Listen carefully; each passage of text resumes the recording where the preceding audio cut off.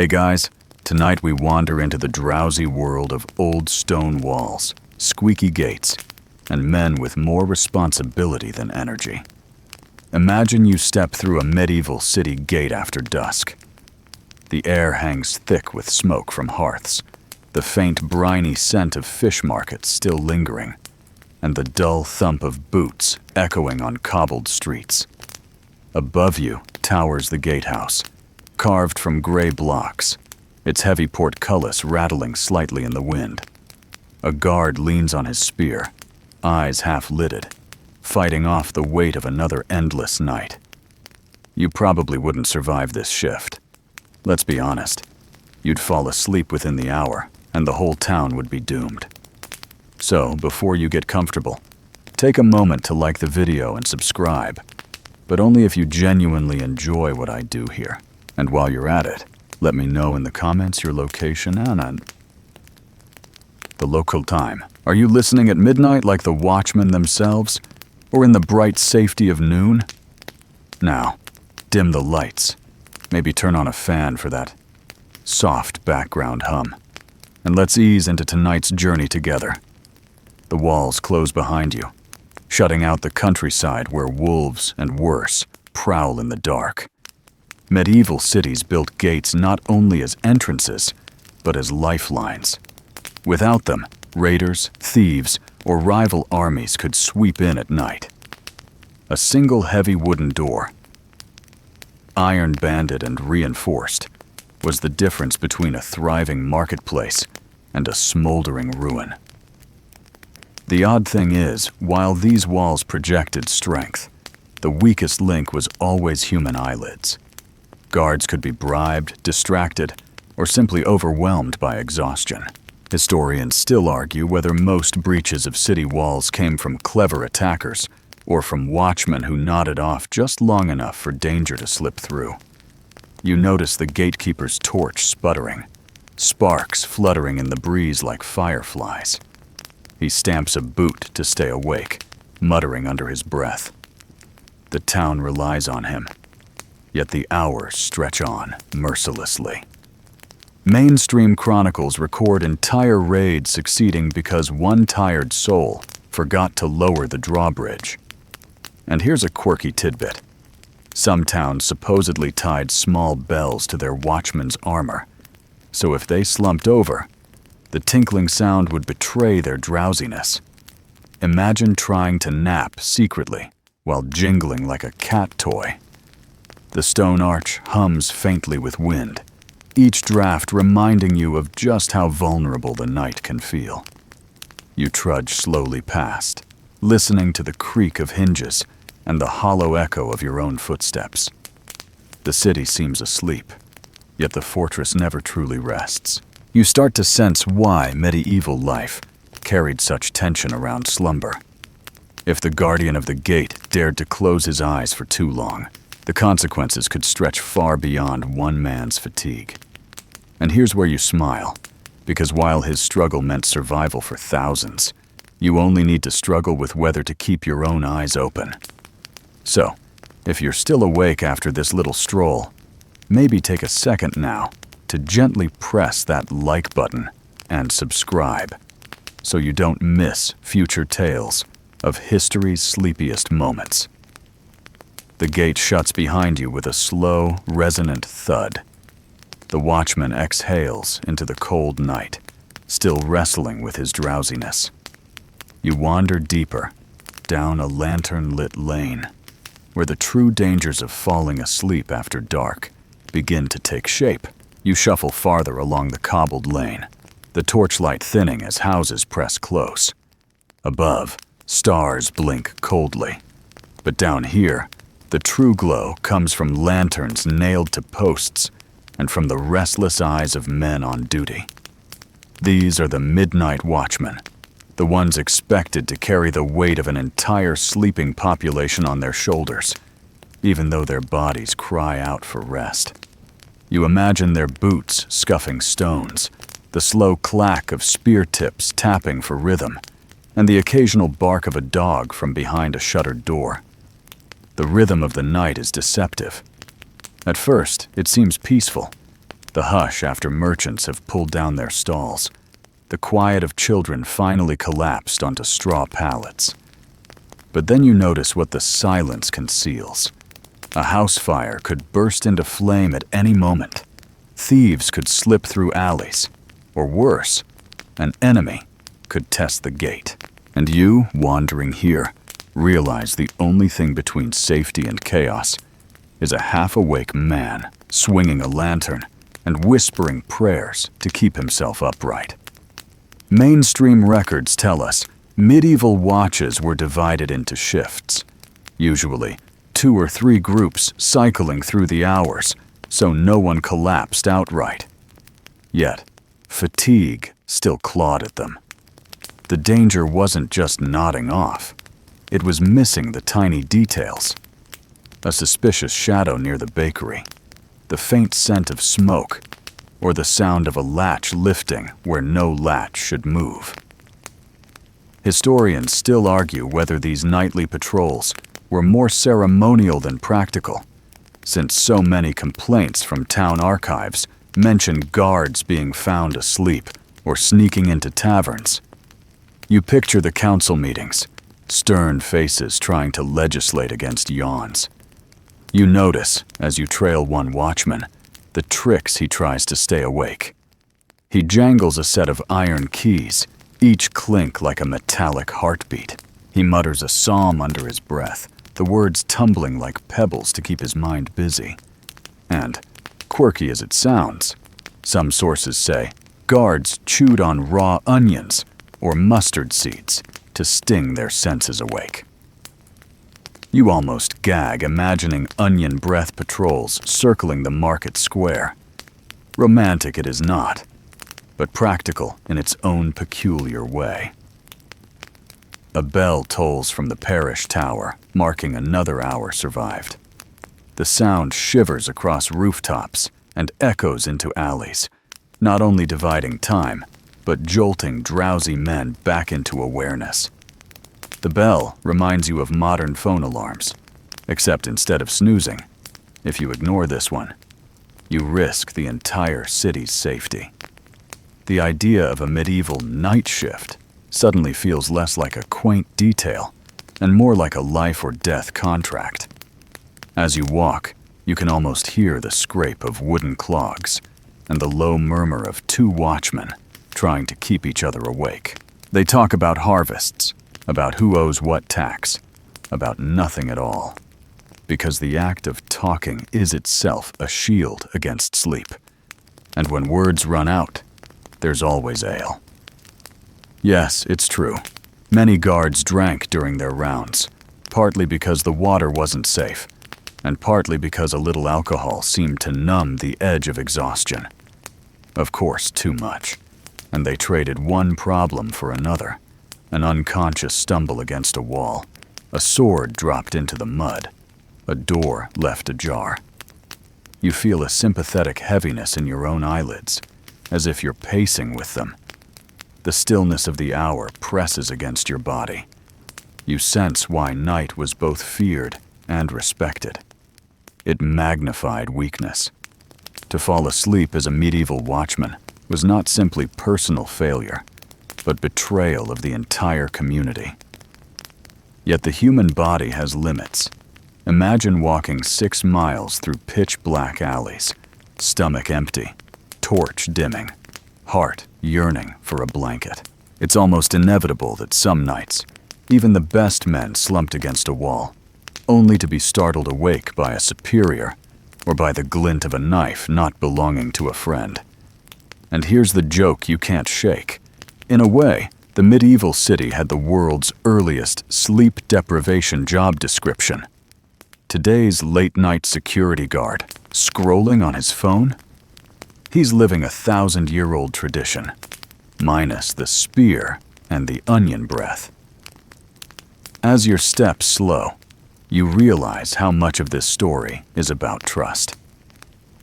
Citizens tucked into bed had no choice but to believe these weary men would resist the siren call of sleep. Some cities even sang hymns from their towers at intervals, not as prayers to God alone, but as sonic check-ins for their human sentries. If the hymn fell silent, you knew something, or someone, had gone wrong. By now, you've walked a full circuit with the patrol, and the quiet of the hour is almost hypnotic. The guard leans into his lantern light, shadows trembling across his face. He whispers to himself, words lost to you, but you feel the rhythm. Half mantra, half lullaby, a delicate fight against oblivion. You keep close, listening, wondering just how long he'll last. The city waits on his stamina, and so, it seems, do you. And before the silence thickens too much, I'll gently remind you, if you haven't already.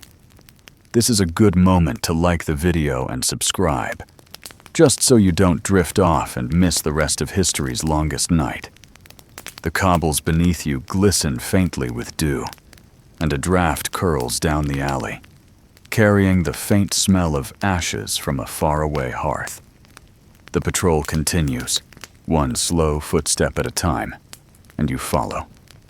Deeper into the vulnerable calm of midnight, the night air feels heavier now, as if the city itself is holding its breath. You wander further down a narrow passage where the timbers of leaning houses almost touch above your head, and the smell of smoke lingers like a stubborn ghost. Here, the danger that most terrified families wasn't raiders or burglars, but something far more ordinary. Fire. In a medieval town built from wood, that silent orange enemy lurked constantly. One forgotten candle, one ember escaping from a hearth, could transform quiet streets into blazing infernos before a single watchman could raise his voice. You walk slowly, imagining shutters creaking open as nervous faces glance out into the dark, sniffing the air for the faintest whiff of smoke. The truth is plain enough. Fire was the nightmare that made people beg their gatekeepers not to fall asleep. Mainstream accounts describe devastating blazes sweeping through entire quarters, leaving stone foundations where vibrant markets once bustled. A single baker, careless with his oven, could doom hundreds of neighbors. And this is where the role of the watchman becomes more vivid. He didn't just protect against invading swords, but against sparks floating on the night breeze. In fact, many towns required guards to patrol specifically with fire buckets and horns. Imagine dragging a heavy bucket through the mud at 2 a.m, knowing one glowing coal might undo an entire day's vigilance. Some sources even suggest quirky techniques. Bowls of water placed under beds, not for drinking, but for dousing sudden flames if the rafters ignited. There are even records of families spreading ashes across their hearths before bed, believing it smothered stray sparks, though historians still argue whether this was effective or merely ritual comfort. Still, it's easy to picture a tired mother brushing ash with her hand, muttering a prayer, and collapsing onto straw with one ear tuned for crackling wood. You pause beside a shuttered tavern. The scent of ale still clings to the beams, and you imagine the landlord sighing in his sleep. Above, a faint glow escapes from a crooked chimney. You can almost feel the tension. What if that glow spills out, drifts onto the thatch roof, and ignites the whole street?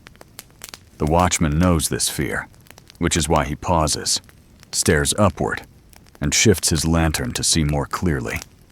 Every flicker is suspicion, every ember a possible death sentence. And yet, human weakness intrudes. Guards grew bored. They leaned against walls, let their torches droop, or even dozed on benches. That's when disaster struck. Chronicles speak of fires that raged unchecked because no one noticed in time. Villages blamed drowsy guards, often harshly. Some men were fined, some whipped, some expelled from service. One chronicler tells of a gatekeeper who allegedly slept through the start of a fire, only to be forced later to help rebuild the very homes he failed to protect. It was punishment by exhaustion, and perhaps poetic in its irony. You let your hand brush the cold stone of a wall, feeling the grooves carved centuries ago, as if memory itself is etched here.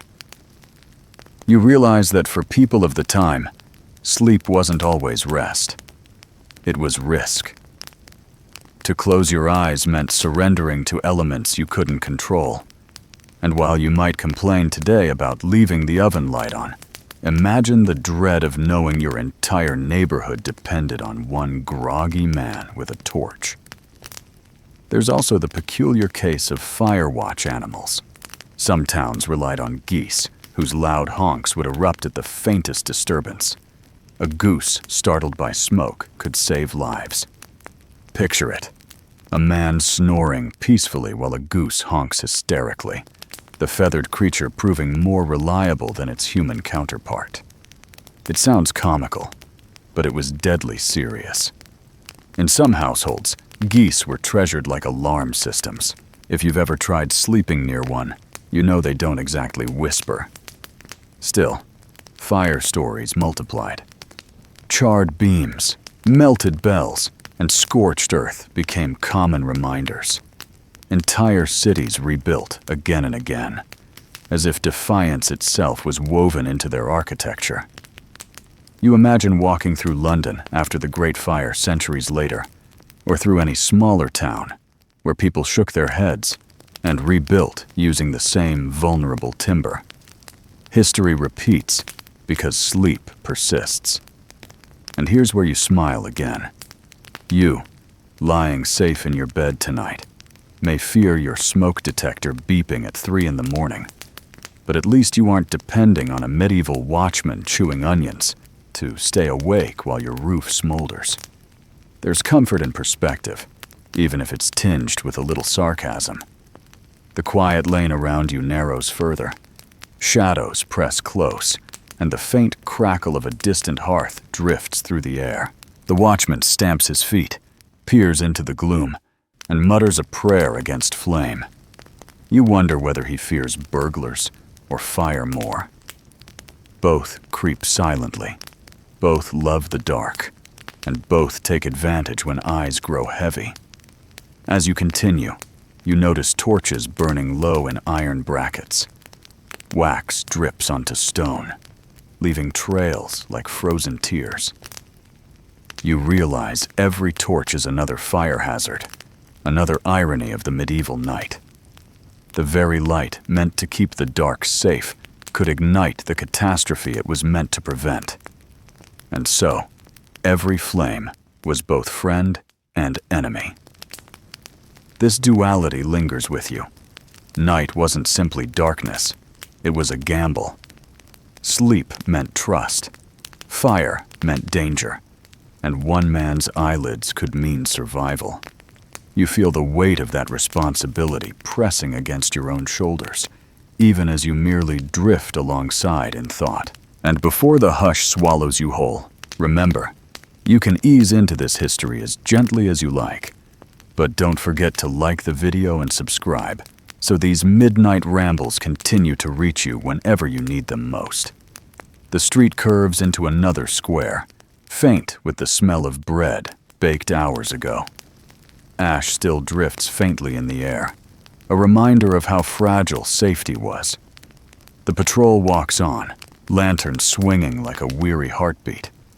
You follow, deeper into the night, where curfews begin to toll and the weight of sleepless vigilance grows even heavier. The lane widens into a square where a lonely tower rises, its bell rope dangling like a vine in the dark. You pause near the steps, watching as the watchman tugs the rope with steady arms. The sound crashes out over the rooftops, a low iron voice commanding the whole city to obey. This is the curfew bell, the signal that every household understands. Lock your doors, douse your fires, get off the streets, and do not test the patience of those in charge. You stand in the square, listening to its echoes spread through the alleys like invisible hands, pushing shutters closed. One by one, the city seems to fold into silence, as though the bell itself has the authority to tuck every soul into bed. Curfew, from the Old French couvre-feu, literally meant cover the fire. And in many places, that was precisely the law. When the bell rang, every hearth had to be smothered, every candle snuffed, every window darkened. The logic was both practical and authoritarian. Without firelight, fewer blazes would consume the city, and fewer people would gather for mischief after dark. The idea of a city forced into darkness by command might seem harsh, but for medieval towns crowded with wood and straw, it was simple survival. Mainstream historians note that curfew bells were a nightly reality across Europe by the 12th century, and they lingered well into later centuries in some places. You imagine the guard standing beneath the bell, hands raw from pulling the rope, half asleep, yet charged with this sacred duty. He does not need to fight off raiders or chase thieves, at least not yet. His task is sound itself, the heavy toll reminding everyone to hide their flames and keep to their beds. The bell is his ally in the war against fatigue, because every strike jolts him awake as much as it disciplines the town. But here lies the tension. While the bell was meant to keep people safe, it could also stir resentment. Quirky complaints survive in town records. Citizens groaning that the bell rang too early, robbing them of evening merriment. Some even claimed the sound made them restless, unable to sleep after its booming voice rattled their rafters. Imagine trying to doze while a church-sized alarm clock insists you extinguish your fun. Historians still argue whether curfews were enforced strictly in every city, or whether enforcement depended on the mood of local officials. In some towns, fines were issued for uncovered fires. In others, the ringing was more symbolic, a suggestion rather than a command. You picture yourself in a cramped home, shutters closed, children bundled under rough blankets. The fire is smothered, leaving only faint warmth in the stones. Outside, the bell continues its warning, while the watchmen make their rounds. The irony is obvious. The louder the city insists everyone sleep, the more awake the guards must remain. One man's drowsiness could undo the entire ritual of safety. That dual burden, forcing sleep on the many, resisting it for the few, defined nightly life behind the walls.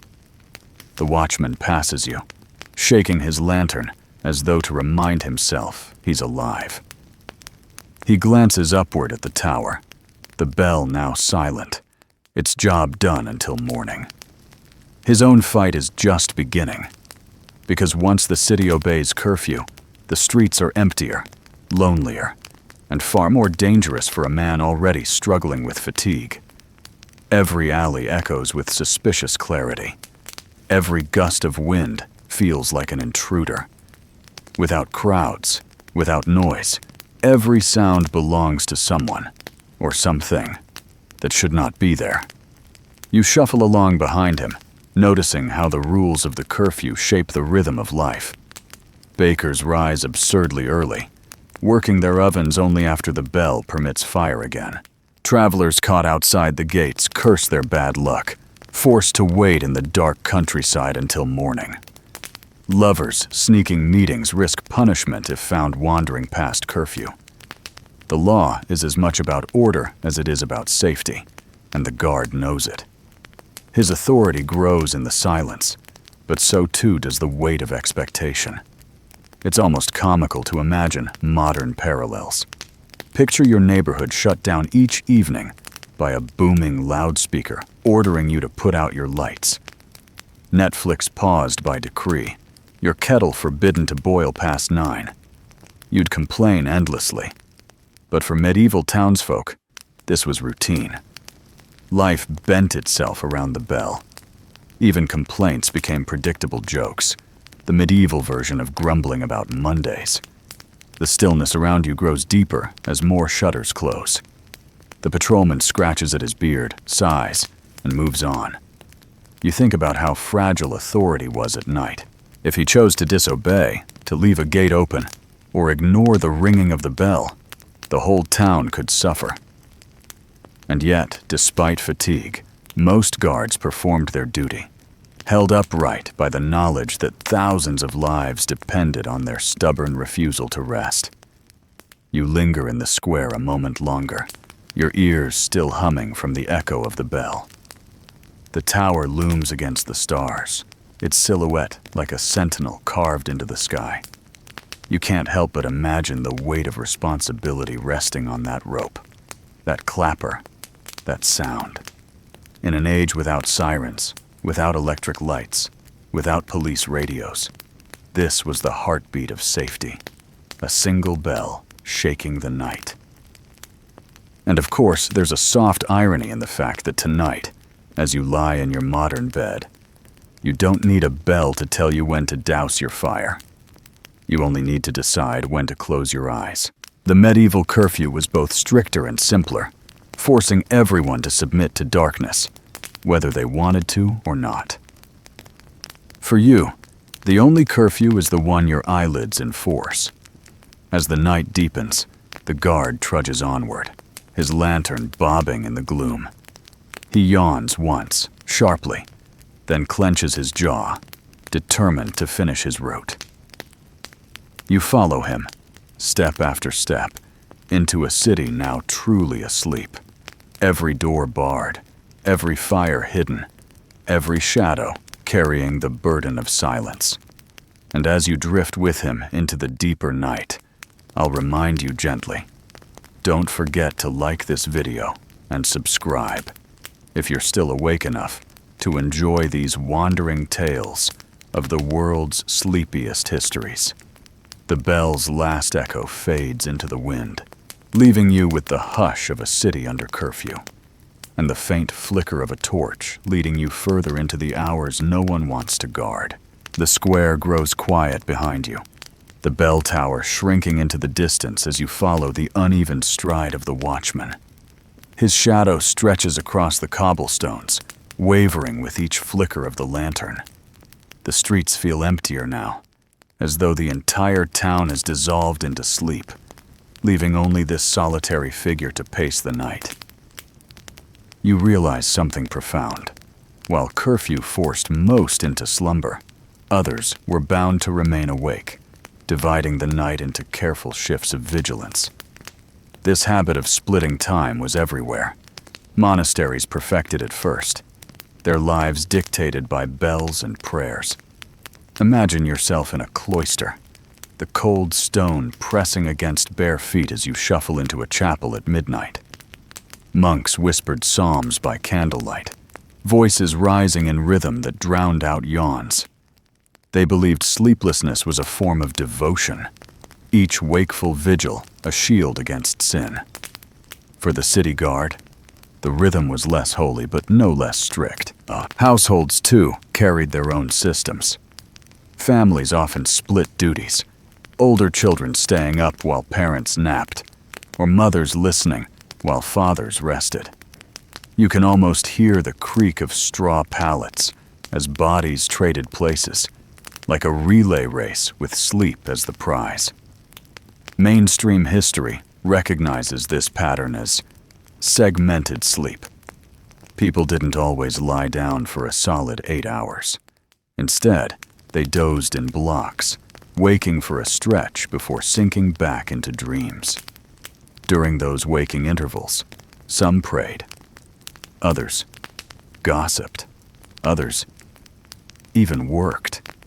It sounds strange to modern ears, but in an age before electric lighting, the night was not a single, unbroken span of unconsciousness.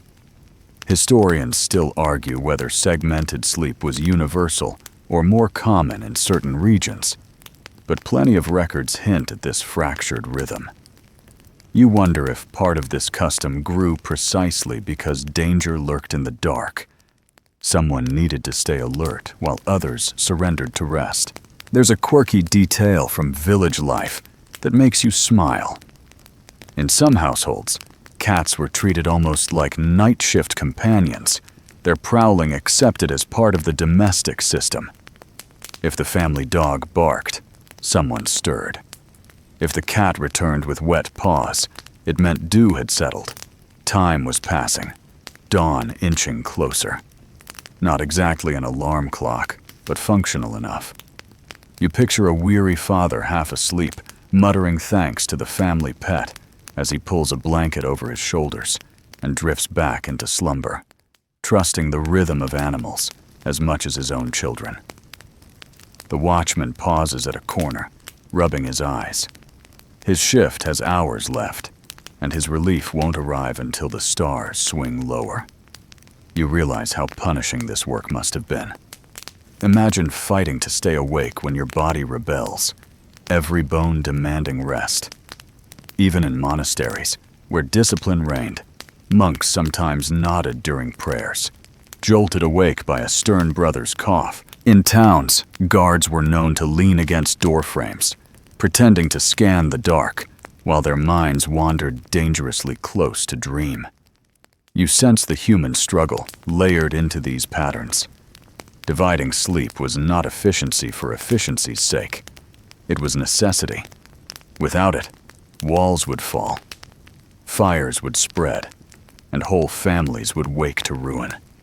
One man's yawn became the weak hinge on which the safety of thousands swung. It gives you sympathy for them, even as you stroll here, centuries later, knowing they never really won the battle against fatigue. But it wasn't always grim. Some nights were softened by camaraderie. A group of watchmen, walking together, would share jokes, songs, or even games to pass the time. One record mentions guards carving dice and gambling with pebbles in quiet corners, trying not to get caught by their captain. Picture it. A city's safety balanced on a game of chance, the rattle of stones echoing against stone walls while shadows creep unseen. It's both absurd and entirely human. And here's a thought you can't shake. This segmented rhythm of night sounds oddly similar to how you wake in the middle of the night to check your phone, sip water, or adjust your blanket. The medieval world didn't invent human restlessness, but it gave it structure. Instead of fretting about lost sleep, they embraced it. Perhaps they were wiser in that way, accepting night as a series of pauses rather than a single stretch of oblivion. The watchman straightens, sighs, and begins his slow circuit again. His boots scrape cobbles worn by centuries of similar footsteps. You notice the repetition. Same corner, same alley, same glance toward the gates. The monotony is deliberate, a rhythm designed to resist the lure of unconsciousness. You realize he isn't simply guarding the city. He's guarding himself from himself, fighting the temptation to surrender. There's humor even in this grim duty. Picture a sleepy monk dozing in his stall, only to wake and join prayers mid-verse, pretending he'd been chanting all along. Or a guard jolted awake when his spear clattered to the ground, muttering something about just testing its balance. Humans have always been creative at hiding fatigue, even when everyone around them is just as tired. And before you get too lost in their exhaustion, let me gently remind you, if you're awake enough, go ahead and like the video and subscribe. It's a small way of joining the watch yourself, keeping me company as we trudge deeper into history's long nights. You move along the wall, feeling the stones cool beneath your palm. Above, the stars shift ever so slightly, time slipping past like sand through an hourglass. The town sleeps, divided in shifts, but never entirely unguarded. Somewhere, a mother stirs, a monk chants, a cat prowls, a guard yawns, and life continues in the fractured rhythm of medieval slumber. You keep walking, lantern bobbing, into the quiet hours where dreams and duty collide. The road winds into a quieter quarter, where houses lean more heavily, and the roofs press low against the starry sky. You sense the air changing, thicker, heavier, as though carrying with it the remnants of countless whispered dreams. Here, beyond the physical dangers of fire or thieves, lies another force that shaped how medieval people thought of the night. The mysteries of dreams. You tread slowly, lantern light quivering against timber beams, and you can almost hear the sighs of sleepers inside, voices murmuring through layers of straw and wool as they slip into visions they half believe and half fear. For them, dreams weren't idle entertainment. They were warnings, messages, sometimes even commands. A dream of fire could signal misfortune. A dream of water might hint at abundance or drowning. Mainstream chronicles show how rulers, priests, and peasants alike tried to read meaning from their midnight wanderings.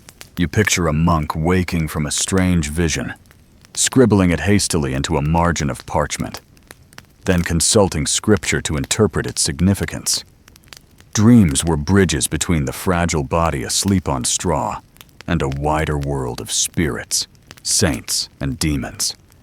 Historians still argue whether people genuinely believed every dream carried weight, or whether only certain visions were treated seriously. Some suggest peasants shared stories of their dreams casually, like gossip, while elites employed interpreters, or even manuals on dream symbolism. You imagine a weary watchman confessing to a fellow guard that he dreamt of wolves at the gate, then spending the rest of the night peering nervously into the dark, convinced the dream was a premonition. And here's a quirky tidbit. Some medieval households kept collections of dream books, offering neat explanations for bizarre imagery. Dream of bread? Expect prosperity. Dream of losing teeth? Anticipate death in the family. These guides read like a cross between fortune cookies and grim warnings, and they probably caused more sleeplessness than relief. Imagine dozing off, waking from a nightmare about falling, and then recalling that your dream manual insists it means betrayal by a friend. Good luck drifting back to sleep after that. The alley narrows, and you hear the rustle of cloth through shutters, perhaps a sleeper turning in bed after some troubling vision. Dreams were not just personal curiosities. They could influence public life.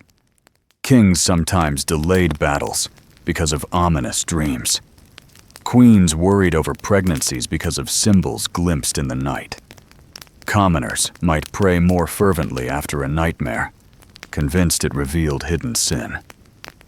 In an age when nightly danger already loomed, dreams added another invisible layer of threat. You walk further, and the lantern light flickers across a church wall where faint carvings show saints and angels. Some visions were treated as holy, divine messages piercing the veil of slumber. A monk might believe he saw a saint guiding him, while a peasant might think an ancestor offered advice. Yet the line between holy dream and demonic trick was razor thin. Priests warned constantly against trusting visions too much, fearing the devil disguised himself in imagery to lead souls astray. So every dream, whether hopeful or horrifying, came laced with anxiety. The watchman beside you yawns, his eyes narrowing. You can almost see his mind wandering toward sleep, toward the danger of unguarded dreams. To him, falling asleep might mean not only missing a thief in the alley, but also risking visions that could shake his faith. He grips his spear tighter, muttering under his breath, as though repeating a prayer will anchor him in the waking world. Humor sneaks in here too. One record mentions a farmer who claimed he dreamt of losing his cow, only to wake and discover the cow had wandered into his neighbor's field. His dream book had promised great wealth. Instead, he got a fine for trespass. You chuckle softly at the thought. Dream logic, medieval edition. People then, like now, were willing to twist meaning to suit themselves, even if it left them wide-eyed in the dark. The smell of smoke drifts faintly again, mingling with the hush of the hour. Inside homes, Sleepers toss and turn, weaving together scraps of daily life with flickers of imagination. A child dreams of sweet rolls from the market. A baker dreams of flour turning to gold. A priest dreams of celestial lights. Each dream adds to the city's tapestry of fear and hope, shaping how people face the dawn. You realize something soothing in this pattern. Despite all their fears, medieval people gave weight to what you might dismiss as random neurons firing. In their world, the line between reality and dream blurred. Sleep wasn't just rest. It was a conversation with forces larger than themselves. That belief made every night both dangerous and meaningful. And before this thought fades, let me gently nudge you, if you haven't yet. Like the video and subscribe. Think of it as joining this midnight watch, a way of keeping these dreamlike histories alive for your future wanderings. The guard shifts beside you, still upright, still fighting his own drowsiness. His duty is not only to guard gates and streets, but, in some way, to guard against the power of dreams overwhelming him. For if he sleeps too deeply, he may wake to a vision that unsettles his spirit as much as any thief could unsettle the city. The alley opens once more into a wider lane. The night feels older now, closer to its center. You keep walking, steps in rhythm with the heartbeat of a town wrapped in curfews, divided sleeps, and dreams both sacred and sinister. The watchman's lantern swings like a pendulum, marking time between reality and vision, between waking and sleeping. And you, drifting through, can't quite tell whether you're inside a story or inside a dream of your own. The night grows colder as you move toward the edge of the market square, where shadows cluster in doorways, and every wooden shutter seems to hide a secret. The guard's lantern wavers over crates and barrels, stacked neatly by day, but ominous now, each one a possible hiding place. You feel the city exhale in its sleep, leaving behind a silence so deep that your own footsteps sound almost guilty. This, they whispered, was the thief's hour, when burglars, cut purses, and even enemy raiders loved to test their luck. And all of it hinged on whether the watchman could resist the temptation of slumber. Mainstream chronicles tell us that burglary often spiked in the small hours, when people's natural sleep grew heaviest. Between midnight and dawn, shutters stayed shut, dogs curled into silence, and even monks felt their heads bob during prayers. It was the perfect time for thieves to strike. You imagine a slim figure moving silently across the square, boots muffled with cloth, eyes darting for the faint glow of a dozing guard.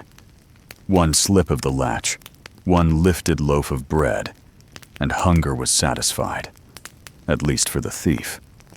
For the victim, it meant waking to empty shelves and the sickening knowledge that someone crept inside while they slept. Historians still argue whether medieval cities truly suffered nightly waves of crime, or whether chroniclers exaggerated for drama. Some accounts insist gates and patrols kept burglars at bay, while others swear entire neighborhoods lived in fear of nighttime prowlers. The truth likely falls somewhere between. In a crowded town where poverty pressed hard, opportunity arrived when the guard's head dipped forward, eyes closed for only a heartbeat too long. And here's a quirky tidbit. Some thieves allegedly trained cats or dogs to cause distractions. A bark in one alley could draw a sleepy guard's attention, while the thief slipped quietly into another street. Picture the absurdity.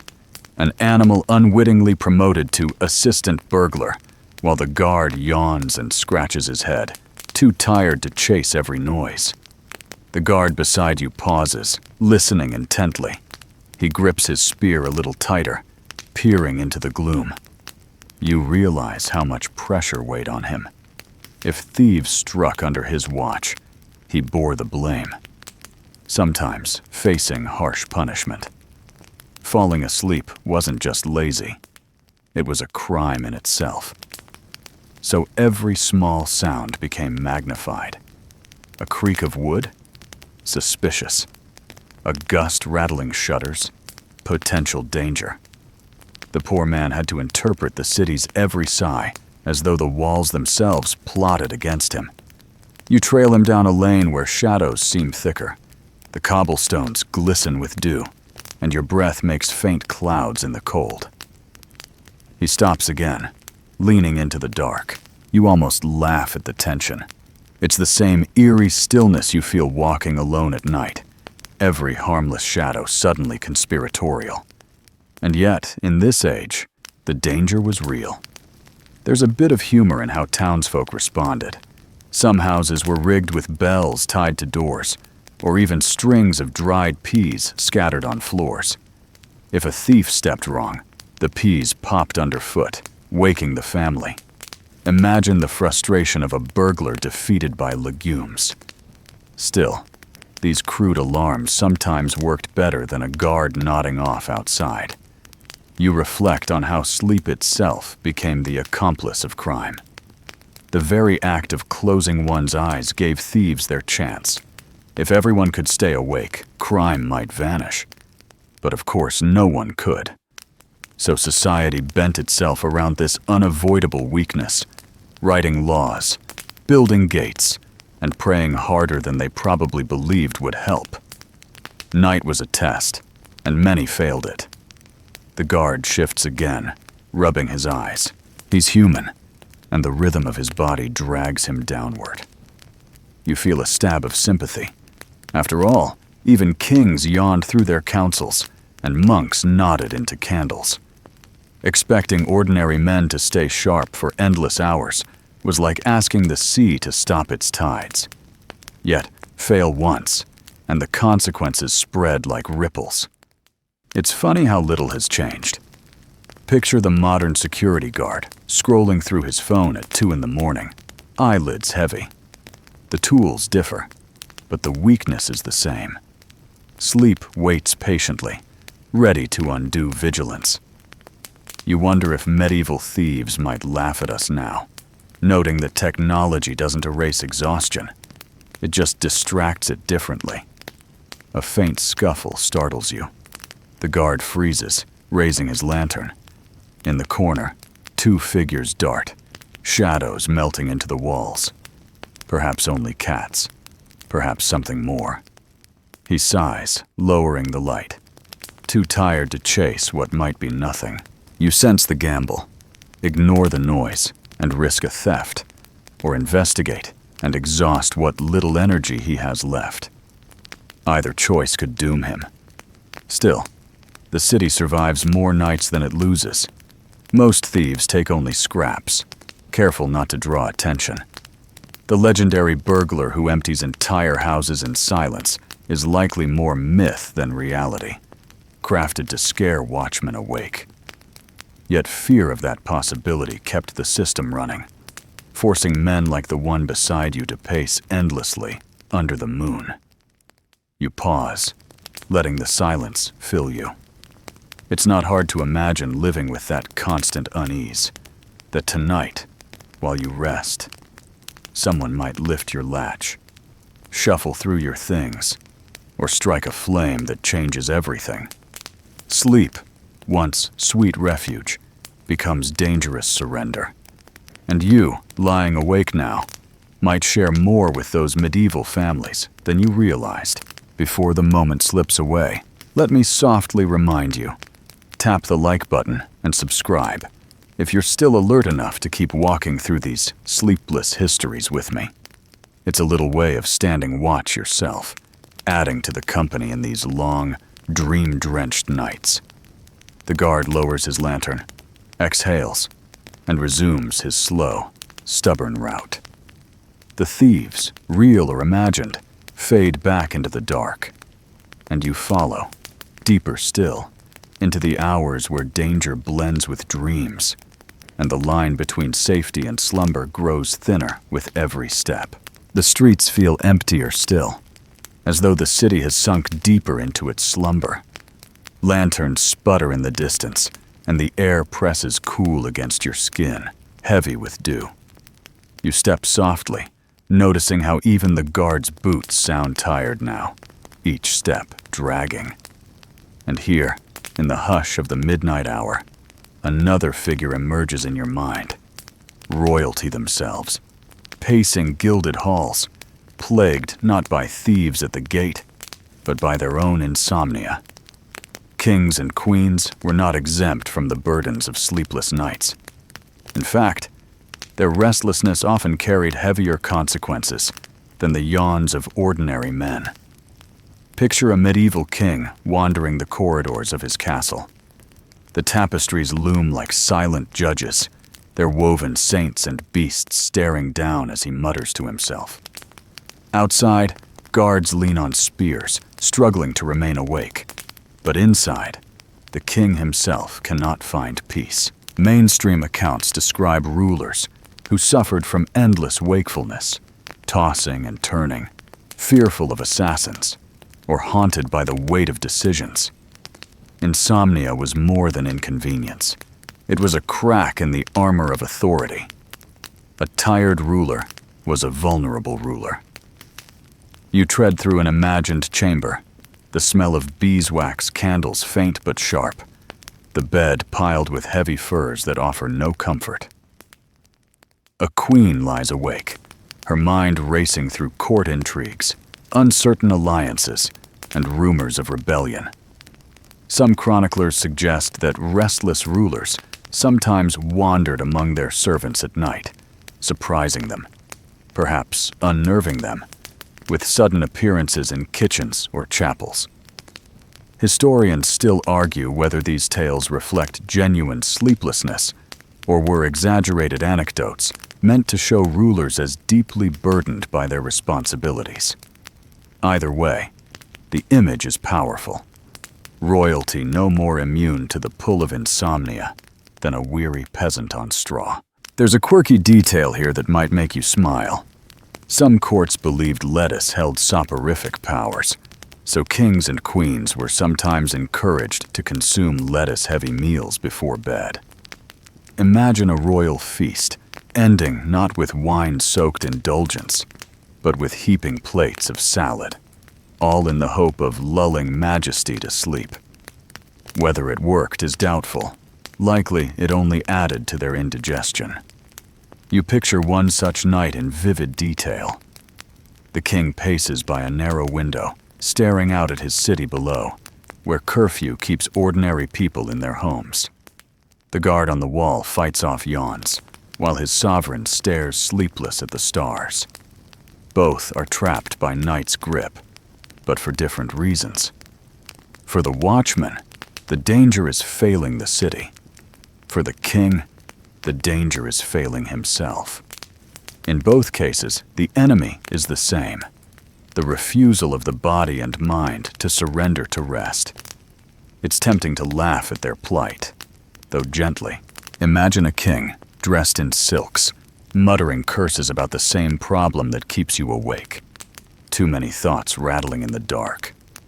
You and he are not so different. Maybe the only difference is that his sleeplessness might delay a battle or alter a kingdom's fate, while yours only delays tomorrow's breakfast. Still, the frustration is universal. In some cases, insomnia itself bred superstition. Chroniclers note how rulers sometimes treated dreams, or the lack of them, as omens. If a king slept soundly, he might take it as a sign of divine approval. If he remained awake all night, perhaps God was withholding peace as punishment. You realize how every flicker of the mind carried cosmic weight in their eyes. Sleep, or the absence of it, became prophecy. You can almost hear the footsteps of a restless monarch echoing through a long hall, servants whispering nervously as they peek around corners. Some kings demanded music at night, soft lutes, hushed voices hoping rhythm would lull them. Others called for endless prayers from chaplains, believing sacred words might soften their hearts enough to rest. It rarely worked. You feel the tragedy in it, a kind of loneliness magnified by power. For what is more isolating than being ruler of thousands, yet unable to rest in your own bed? A particular anecdote lingers. One ruler allegedly had his servants read aloud from dull legal texts when he couldn't sleep. The poor clerks droned through property disputes and tax records, their voices barely audible over the crackling of torches. The result? Sometimes the king slept, sometimes the clerks did. You laugh quietly at the image, half the court slumped in boredom, the monarch glaring at them for daring to nod off. But insomnia had its darker side. Restless rulers often paced with daggers, fearful of assassination, imagining shadows moving where none did. Candles burned low, distorting every figure on the wall. The line between wakefulness and paranoia blurred, and if a ruler lost trust in his own sleep, he often lost trust in those around him. Suspicion grew, conspiracies blossomed, and decisions made after sleepless nights rarely ended well. And yet, there is something relatable in their suffering. You think of your own nights spent staring at ceilings, and you realize insomnia unites peasants, guards, and kings alike. Power does not cure restlessness. Sometimes, it only deepens it. Before you drift too far into pity, let me softly remind you, if you're still here, still walking with me through these long halls of sleepless history, maybe take a moment to like the video and subscribe. Consider it your small act of watchfulness, a way of keeping the lamp burning through the night. The guard outside yawns again, lantern tilting. The king inside paces, rubbing at his temples. You follow both, moving between the weary commoner and the weary monarch, both bound by the same invisible tether. Night doesn't discriminate. It tempts every eyelid, shakes every mind, and denies peace equally. The corridors stretch longer, the hours grow older. Somewhere, dawn is still far away, hidden beyond thick walls and tired eyes. The city slumbers, but its rulers do not. And you, trailing through the silence, feel caught between their struggles, lingering in the heavy space where wakefulness refuses to let go. The halls of the castle fade behind you, and you find yourself once more in the quieter quarters of the town, where streets grow narrower and homes lean close together as though huddling for warmth. The air is damp, filled with the smell of earth, hay, and faint animal musk. Here, the life of peasants unfolds in slower rhythms, and you begin to sense how different their sleep was from that of kings and guards. Peasants rested when they could, but rest came in shapes and fragments, defined by labor, season, and the closeness of family bodies packed into small rooms. Mainstream historians tell us that peasants in Northern Europe often slept longer during the deep winters. Nights stretched endlessly, and work in the fields lessened, so families huddled together beneath furs and wool, drifting into slumber that felt almost hibernation. But in summer, when daylight lingered late and dawn arrived early, sleep shrank into smaller slices, carved away by endless chores. The rhythm was not a neat 8 hours, but a shifting tide that bent itself to the needs of survival. You imagine a farmer, boots still muddy, collapsing beside his wife, straw scratching his cheek, the soft weight of a child nestled at his feet. Sleep arrives, not luxuriously, but inevitably. And here's a quirky detail. Many peasants practiced what scholars later called two sleeps. They would slumber for a few hours after sunset, wake in the middle of the night, and then return to bed until dawn. During that waking interval, they prayed, told stories, tended animals, or even visited neighbors quietly in the dark. Historians still argue whether this pattern was universal or only regionally common, but records describe it as ordinary. Imagine stepping into the cold night just after midnight, knocking softly at a neighbor's door, and sharing gossip by firelight before slipping back beneath blankets. To modern ears, it sounds almost surreal, but to them, it was natural. You step through a low doorway in your mind and into a peasant home. The smell is a mix of hay, smoke, and sweat. A single fire smolders in the hearth, its embers red and faint. Families crowd together on mattresses of straw, cloaked in wool blankets that scratch the skin. Privacy barely exists. Parents, children, perhaps even grandparents share the same space, sometimes the same bed. The warmth is necessary in winter, and the sense of safety matters even more. To sleep alone in such a world would feel unnatural. And yet, even in this closeness, fear lingers. The crackle of the hearth could turn to sparks, and sparks could leap to thatch.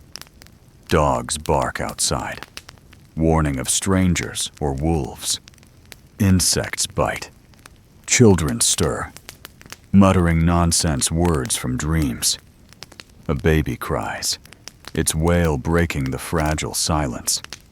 Sleep comes, but never wholly secure. You can almost hear the layered sounds. A man snores, vibrating against beams. A woman whispering prayers, half dreaming.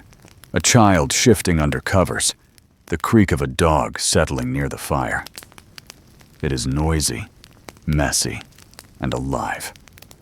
Sleep for peasants was not the pristine silence of tapestried chambers, but a communal surrender, broken by interruptions, patched together across hours. Some believed that sleeping too deeply was risky.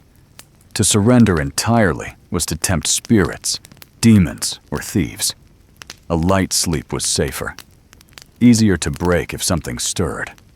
You imagine mothers training themselves to wake at the faintest sound, their bodies tuned like instruments to protect their families. The line between wakefulness and slumber blurred, a balance rather than an escape. Humor finds its way even here.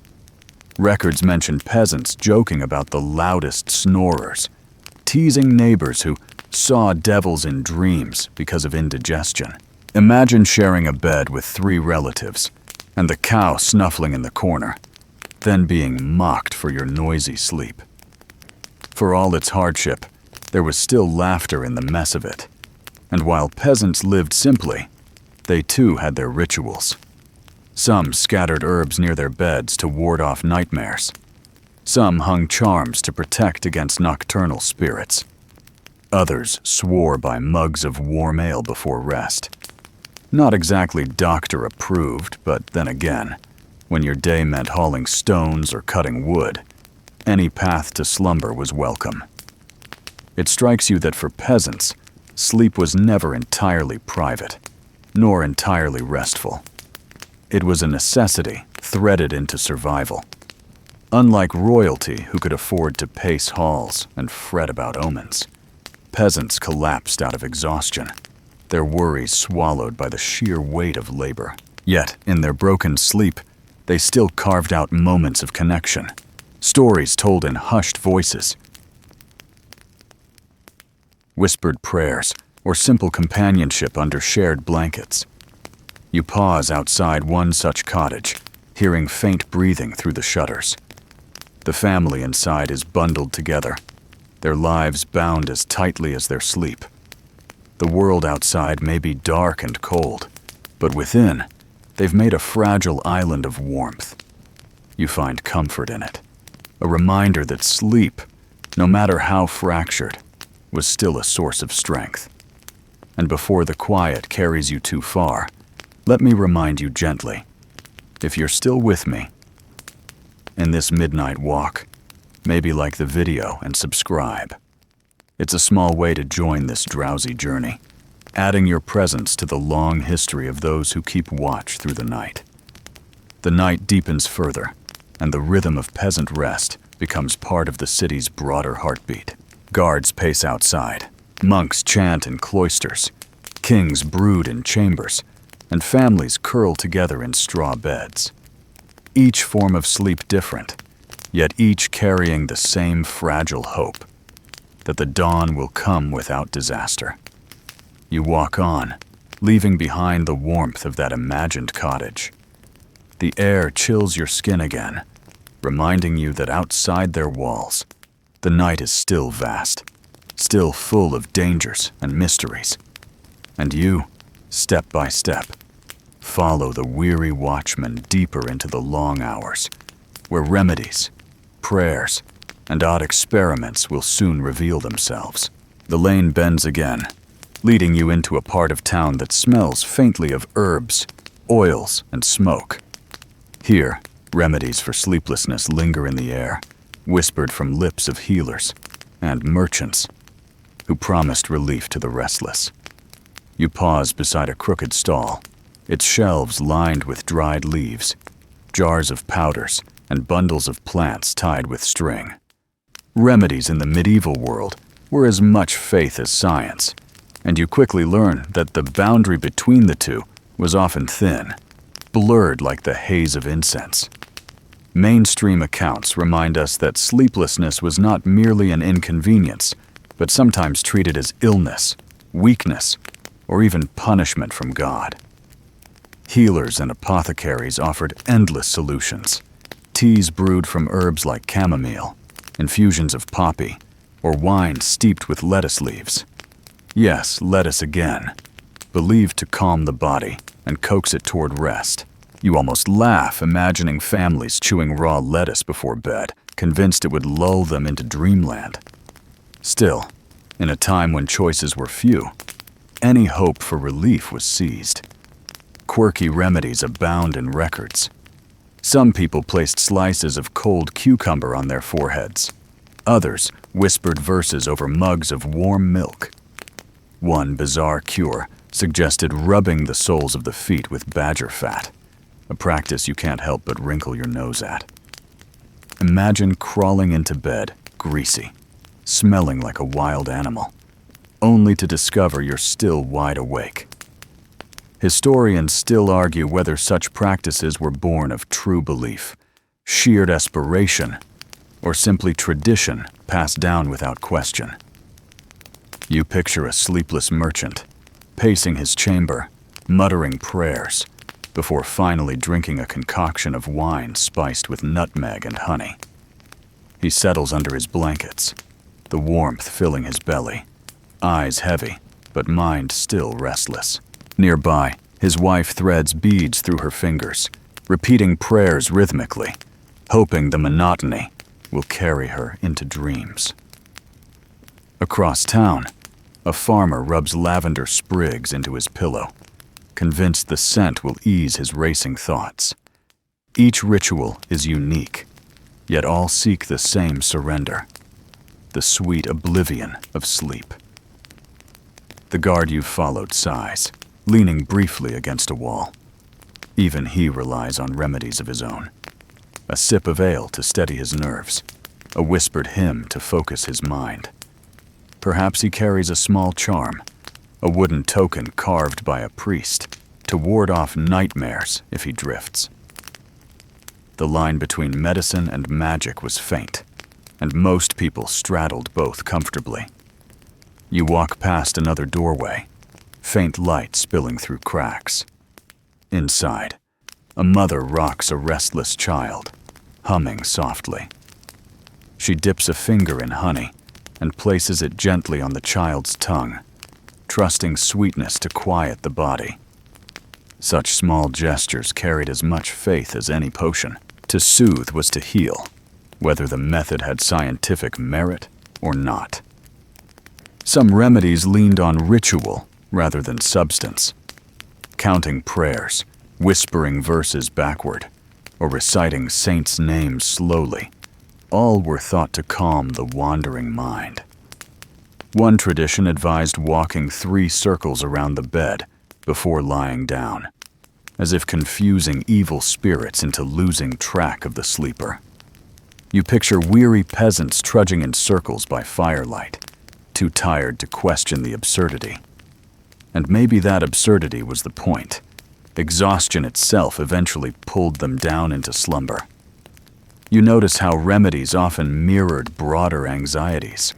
If people feared demons, they hung charms above their beds.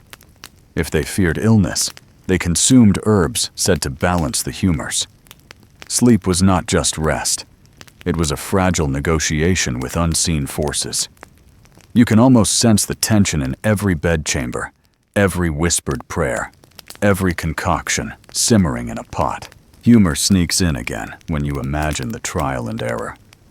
A peasant tries onion broth one night, nettle tea the next, perhaps even bathing feet in vinegar because someone swore it worked. The only guarantee was the taste, bitter, pungent, and unforgettable.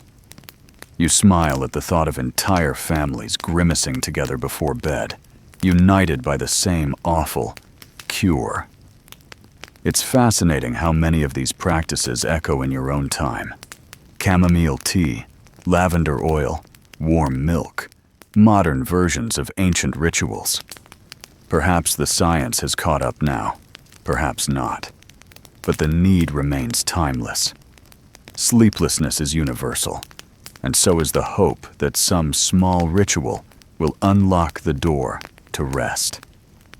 The guard resumes his walk, lantern bobbing as he mutters under his breath.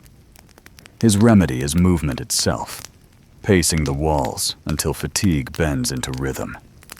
You follow him, realizing that for many, motion was as soothing as stillness.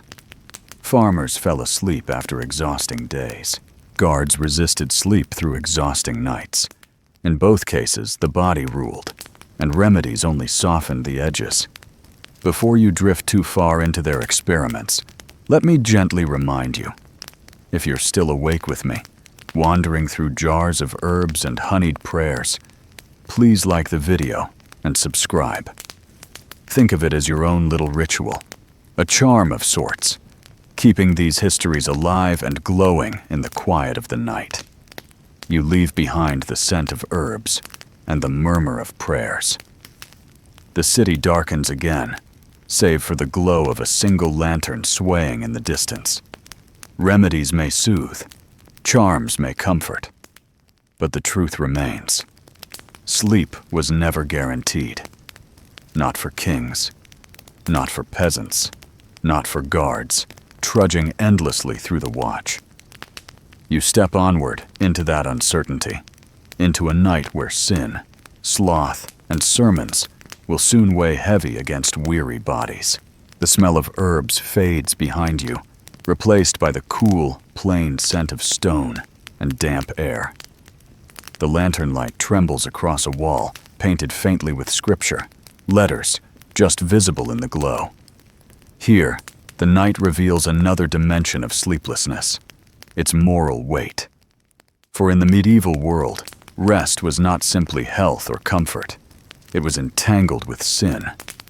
The church warned constantly against sloth, the deadly laziness that came when people slept too much or too carelessly. You walk along a quiet cloister, hearing in your mind the solemn voices of priests echoing through stone, preaching against indulgent rest. Mainstream sermons thundered that sleep was necessary, but dangerous. A moment when the soul weakened, when vigilance slipped. Priests reminded their flocks that Christ's own disciples famously fell asleep in the garden while they were asked to keep watch. If even they failed, how could ordinary folk expect to resist? The message was clear. Falling asleep too easily, too deeply, was a sign of spiritual weakness. You imagine weary peasants squirming in pews as sermons scolded them for the one luxury they actually allowed themselves. Historians still argue whether these sermons had real impact on behavior, or whether they were ritual scolding, words heard on Sunday and forgotten by Monday. But the persistence of the theme suggests genuine anxiety. Sleep was morally ambiguous, essential to the body, but risky for the soul. Too little, and you weakened your health. Too much, and you tempted damnation. The balance was impossible, yet endlessly preached. There's a quirky detail here that lingers. Some manuscripts depicted Sloth as a grotesque figure, half human, half beast, drooping with closed eyes, slumped against a rock. The drawings are almost comical, like medieval cartoons mocking the lazy. You can picture a monk sketching a round-bellied creature, its tongue lolling, as a warning in the margin of a holy text. The humor softened the sting, but the message was clear. Do not sleep your life away. You pause near a chapel door, hearing in your imagination the droning voice of a priest. He tells his flock that demons creep closer when sleepers lie too heavily, whispering sins into their dreams. He warns that oversleeping dulls the mind, weakens the body, and closes the heart to God. The congregation nods, some guiltily stifling yawns. A sermon against sleep making people sleepy. It's irony that almost writes itself. The guard nearby rubs his eyes, perhaps recalling such sermons himself. His role is virtuous in its wakefulness. By staying upright through the night, he performs not just civic duty, but a kind of moral act. He resists the temptation of sloth, fights the pull of sin.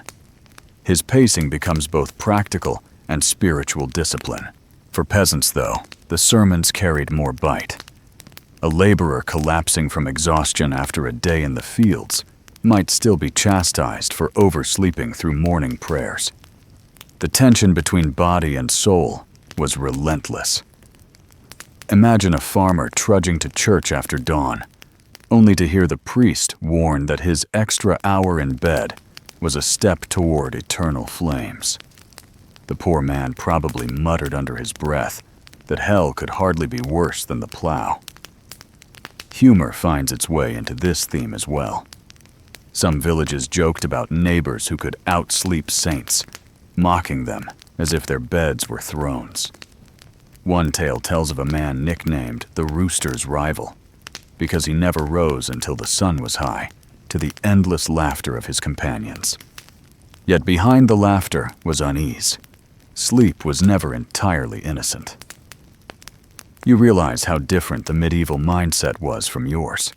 Today, sleeping in feels like a guilty pleasure, perhaps even self-care.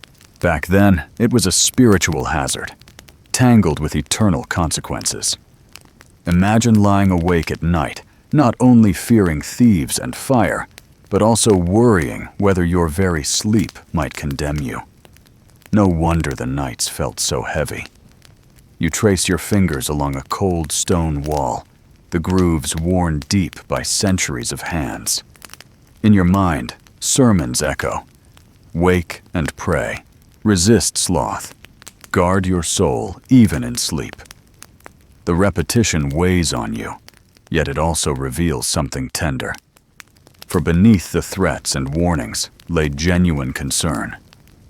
The church wanted people alert, vigilant, alive to the dangers of both body and spirit.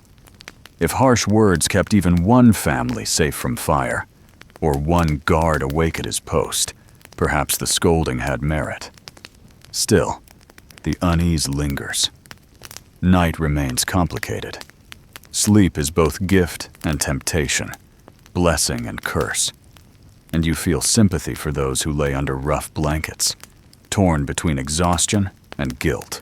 The human body demands rest, yet the church demanded vigilance. To live in that tension was to live on the edge of peace, never fully secure, never fully innocent. Before the silence presses too deeply, I'll whisper a reminder. If you've been keeping pace with me through these sermons and shadows, like the video and subscribe. It's not sloth, I promise. It's simply keeping watch with me through the longest night in history. The guard resumes his pacing. The chapel fades behind you, and the city exhales once more. The sermons will return in the morning, but for now, night belongs again to the sound of boots on cobblestones, the creak of wooden gates, and the weary fight against drowsiness. You follow, deeper into the hours when scholars burn candles and pages flutter in the wind. The streets feel colder now, the kind of sharp chill that settles into your bones. You trail the guard as he passes a cluster of shuttered windows, where faint glimmers of candlelight still flicker. Not everyone has surrendered to sleep. Behind certain doors, the scratching of quills continues, the low hum of whispered reading, the faint crackle of oil lamps burning too long. Here is where the scholars live, men, and sometimes women, who turned night into a study hall, fighting not burglars or dreams, but their own exhaustion in pursuit of knowledge.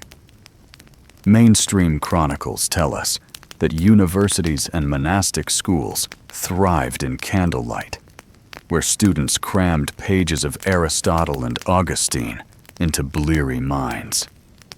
The night stretched longer than parchment, and the body's protests meant little against the pressure of lessons, disputations, and lectures to recall. Scholars often bragged, or complained, of their long hours awake, bent over texts while others slept. It became part of their identity, a badge of endurance. To study at night was to sacrifice comfort for wisdom. But the sacrifice had its risks. Candles burned low, releasing fumes from tallow or oil that stung eyes and lungs. Historians still argue whether prolonged exposure to these smoky lamps caused more illness than learning ever cured. Imagine a student coughing, eyes watering, muttering a Latin declension, while trying not to faint from the very light meant to illuminate the page. Yet they persisted, driven by duty, ambition, or fear of failure. There's a quirky tidbit here. Some students reportedly tied ropes to their hair, fastening the other end to the ceiling. If they nodded off, the tug would jerk them awake. Others kept basins of cold water nearby to splash their faces. One extreme tale insists a scholar placed his feet in icy buckets while writing, daring his body to rebel. You can't help but smile at the absurdity. Knowledge pursued at the cost of comfort, as though sheer stubbornness could bend the night. You picture a cramped chamber, books chained to shelves, pages fluttering in the draft. A young scholar squints at ink, the letters dancing before him as exhaustion turns words into illusions. His quill drags, blotting parchment, but he keeps writing, convinced that if he pauses, sleep will conquer him.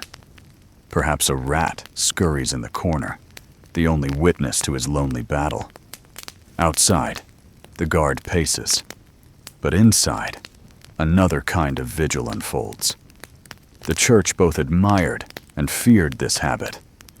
On the one hand, sleepless study resembled holy devotion, an echo of monks chanting vigils through the night. On the other, it courted vanity, pride in one's own cleverness. Priests warned against the sin of curiosity, cautioning that too much study by night could tempt the mind toward heresy. Knowledge gained in the wrong spirit was dangerous. The scholars themselves argued back, insisting that learning was its own form of worship. You sense the tug of war, one side fearing the misuse of intellect, the other defending sleepless nights as sacred effort. The guard glances at one of these windows, where the glow still shines. He knows the type. Students and scholars are as likely to be awake as watchmen, though for very different reasons. If he dozes, a thief might creep in. If they doze, a half-written page might be lost. Different battles, same enemy. Humor slips in here, too. One chronicler joked that students drank ink as others drink wine, staggering from exhaustion as though drunk on parchment. Imagine a dormitory of scholars, all snoring at their desks, quills still in hand. It would almost look like a battlefield of bodies slain by grammar. And yet you feel admiration. Their struggle was not with shadows or fire, but with their own minds, restless and unyielding. They risked their health, their eyesight, their sanity, all to wrestle meaning from words in the dark. In a way, they were their own kind of night watch, guarding the fragile flame of knowledge. It's easy to draw parallels. You, awake now, listening to this, might share something with those candlelit figures. The desire to stay conscious, to hold on to words even as your body pleads for rest, is timeless. Perhaps you're no different from the scholar muttering to himself in Latin, except your pages glow on a screen instead of parchment. Before you let your thoughts drift too far, let me softly remind you. If you're still keeping watch with me through these late-night wanderings, maybe like the video and subscribe. It helps keep these stories alive, glowing faintly like the lamps that lit medieval pages.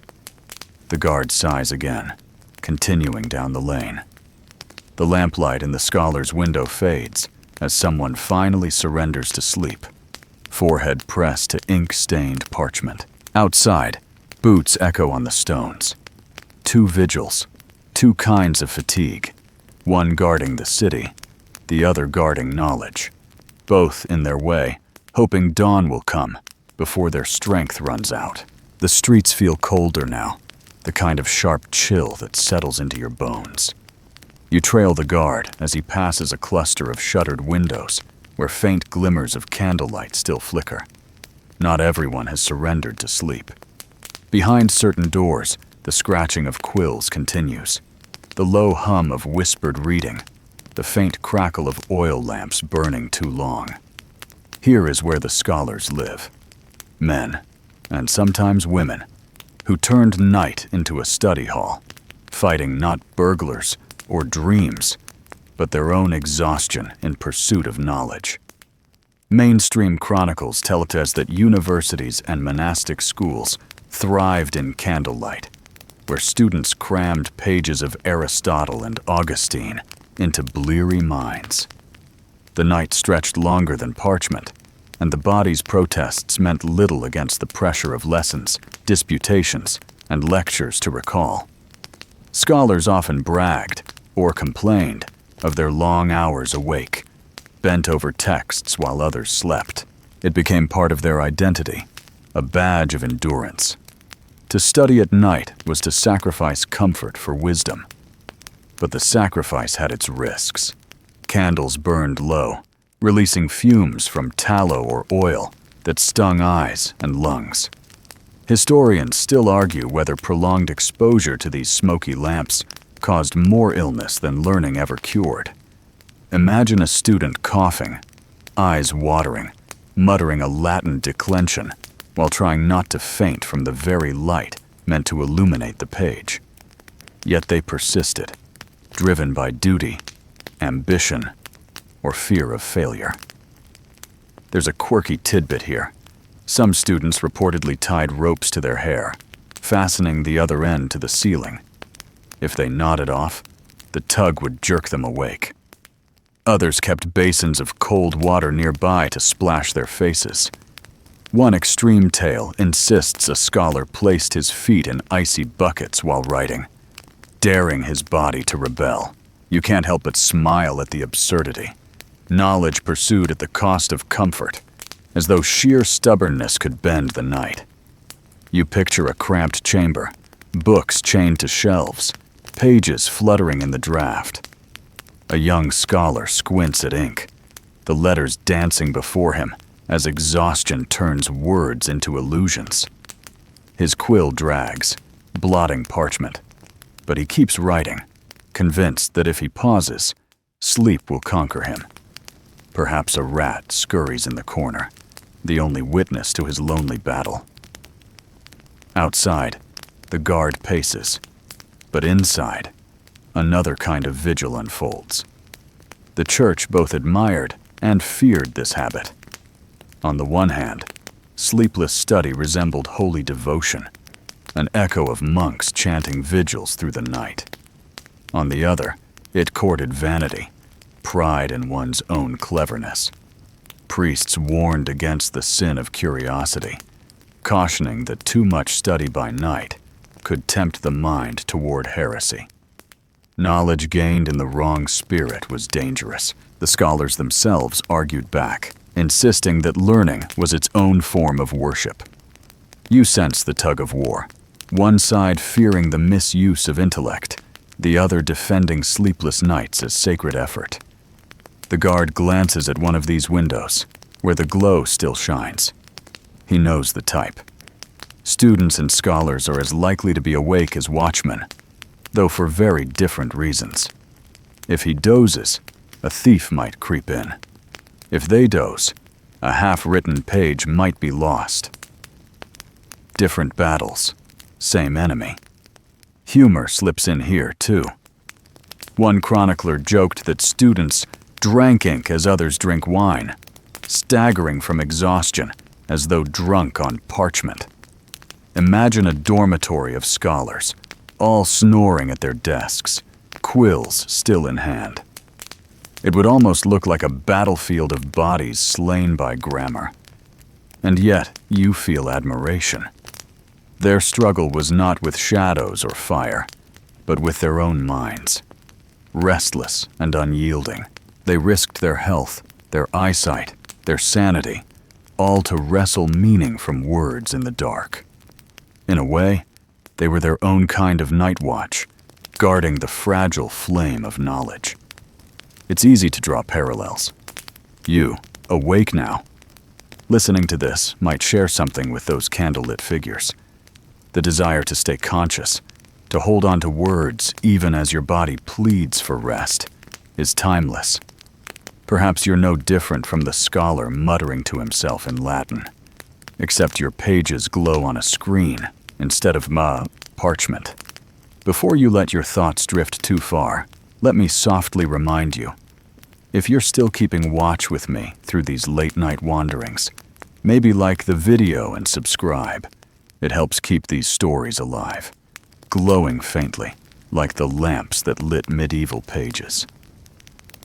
The guard sighs again, continuing down the lane. The lamplight in the scholar's window fades as someone finally surrenders to sleep, forehead pressed to ink-stained parchment. Outside, boots echo on the stones. Two vigils, two kinds of fatigue, one guarding the city, the other guarding knowledge. Both, in their way, hoping dawn will come before their strength runs out. The chill of the late night clings to the stones, and the guard's lantern sways like a tired heartbeat as you follow him. The streets are nearly silent now, broken only by the far bark of a dog and the faint stirrings of restless sleepers. Yet under this quiet hums another truth. The consequences for failing one's vigil were harsh. Medieval towns could not afford indulgence for drowsy guardians. Punishments for sleep were as severe as the risks sleep created. You feel the weight of discipline pressing against the air, heavier even than the cold. Mainstream accounts describe penalties that ranged from fines to humiliation. A soldier caught nodding on duty might be docked pay or forced to stand in chains by the city gate, an example for others. Some towns made offenders march barefoot through the streets at dawn, their shame lit by jeers of neighbors. The message was unmistakable. One man's nap could endanger all. Discipline became as crucial as the walls themselves. Historians still argue whether these punishments were truly effective deterrents or merely ritual displays of authority. Some records show repeated complaints about guards sleeping despite penalties, suggesting that no amount of fear could override the body's demand for rest. Others insist the threat of punishment kept most men at least outwardly vigilant.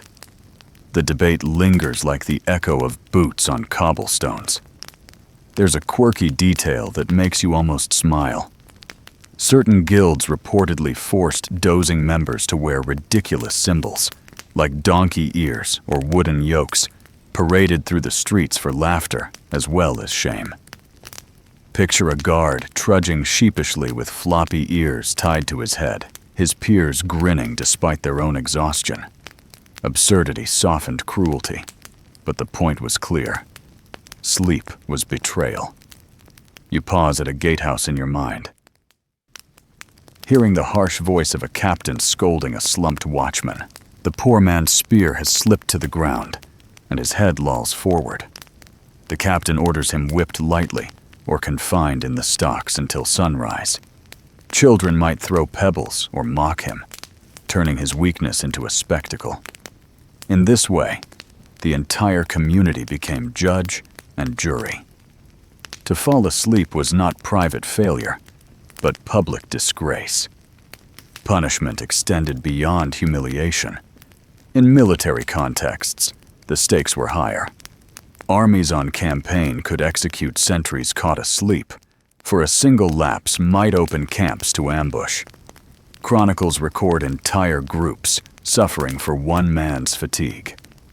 Officers making examples to remind others of the deadly price. The guard beside you knows this history, even if he never says it aloud. Each blink too long is a step closer to ruin. The irony is thick. Leaders demanded constant vigilance, yet provided little comfort. Thin cloaks in bitter winds, endless hours, sparse food.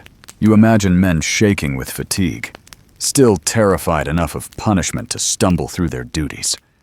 It was cruelty framed as necessity, and necessity framed as order. You sense the bitterness it must have bred. Did guards mutter against their captains, curse the bells, or secretly envy the thieves, who at least enjoyed their daring and freedom? Perhaps. And yet, duty kept them upright, fear kept them pacing, and punishment waited should either fail. Humor lingers at the edges even here. Imagine a guard nodding just enough for his helmet to tumble off, the clang louder than any alarm, rousing him as well as half the street. He insists he was merely testing his gear, but everyone knows the truth. The absurdity of exhaustion could not be fully masked. And punishment didn't always come from officials. Sometimes neighbors themselves scolded watchmen, angry over thefts or fires. Blame fell easily, for who else but a sleepy guard could explain disaster? Justice was swift, if not always fair. The burden of sleeplessness carried not only weight of discipline, but weight of suspicion. You walk further, the lantern swaying in the guard's hand. His eyes glint in its glow, lined with fatigue, but also determination. Perhaps he has seen comrades punished. Perhaps he fears shame more than sleep itself. You realize punishment was not just deterrent, it was identity. To be a watchman was to live in defiance of fatigue, a role defined by resistance. The night thickens. You hear only the faint creak of wood and the whisper of your own steps. Yet you feel the pressure of all those who suffered for surrendering to sleep. The echoes of their shame, their punishments, their mocked donkey ears seem to ride the wind. The city is not silent. It remembers. Before those echoes fade too far, let me gently remind you, if you're still awake with me, tracing these heavy footsteps through punishment and persistence, please like the video and subscribe. Consider it your way of keeping this long vigil alive, a lantern shared across centuries. The guard shifts, sets his jaw, and moves onward. The gatehouse fades into the shadows. Punishment may have hovered like a threat, but duty still drives him forward.